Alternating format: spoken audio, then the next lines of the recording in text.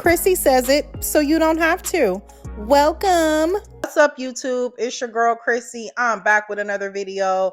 And today we are going to talk about Raw. We're going to talk about the buildup to War Games.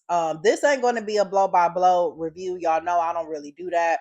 I'm going to talk about certain key things, either the good or the bad or the great. But I'm not going to do like a match by match by match. Not going to do it. I will say people have been reaching out to me via Instagram, and you guys are literally waiting for my review. So I kind of appreciate that. I wanted to give y'all love for hitting me up and saying, hey, where's the review for Raw? All my social media handles is Chrissy Talks Wrestling, as you guys know, TikTok, Instagram. So y'all head over there, show me some love. If you guys follow me, I follow everyone back who ends up following me. So let's get into this review. Raw was good, but the build-up for War Games is kind of shaky. So, the show opens up, of course, with Punk and all of that. I don't really too much care about this. Honestly, I really don't. I feel like I know they had to pivot because Seth is injured, but I just feel like without Seth, Punk going up against the Vision, I don't care. Cody showed up, and he helped out Punk. Jay Uso came down and helped Punk. So of course you can tell where they're going with this. And I'll get more into that later. John Cena, of course, becomes the Intercontinental Champion. That was a really feel good moment. I mean, if you were even there in Boston, I'm sure it was even better than watching it at home. The crowd was electrifying. That is how you are supposed to be when you go to a Raw event or a live event just in general. I mean, they really showed up for Cena. So, Dom talks his way into this damn title match, of course. And Super Cena is in his Super Cena bag. And I have a feeling anybody that probably would have came out with a title and faced him, Cena probably would have got the win because they're in Boston. So, of course, his heel run wasn't that great, but I do feel like this was a good way to kind of make the best out of what you can do while we still have him. So having him get that IC belt, having him become Grand Slam champion is official. Like, there is nothing else more for this man to do in this company. Like, he has done it all, literally, and then some. So I thought that was great. Everybody was in the back congratulating him when he got the IC belt. That was pretty cool. So yeah, I thoroughly really enjoyed that. And I will say, Raw really wasn't that bad. Raw normally, this has been one of the better Raws than we've seen lately. So I just want to say that Raw, I actually enjoyed tonight. I'm not even gonna lie. Um, and then what else do we want to talk about? Oh, the Raquel and Stephanie Valkyries match. When I tell you guys, that match, I really enjoyed it. I like that Raquel is finally wrestling her size. Raquel showed dominance. She showed she can counter Stephanie. She really wrestled big. She wrestled strong and she wrestled dominantly. And I really like that. To me, I feel like this is how you create new matches, new stars. I feel like Raquel has never really been given the opportunity. She's always been given a opportunity, but not the opportunity. I think when Liv comes back, I think, they can really set up something maybe for Liv and Raquel to kind of go against each other. Kind of, Raquel been holding it down.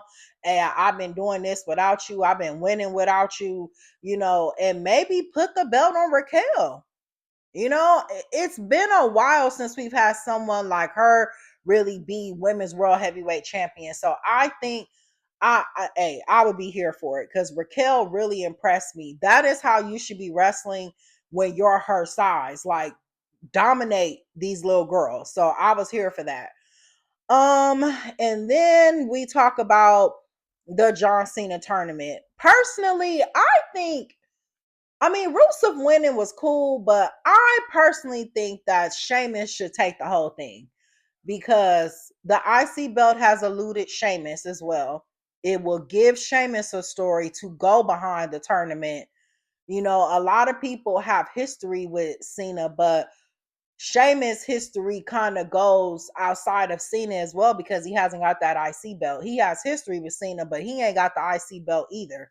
So I think that would be a good way to kind of pay it forward to Sheamus too, if he sweeps the tournament. Um, but I know some people are pushing for like younger talent to win. I would be okay, you know, if Trick came in and Trick won, Mello. I don't really know about Javon Evans because I don't see him beating Gunther. If they do, then hey, kudos to them. I mean, talk about changing the landscape around here.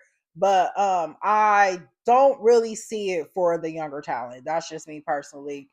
Y'all know it was a rumor that Gunther was going to win the tournament, so I guess we're going to have to see. And then let's talk about the build up to War Games.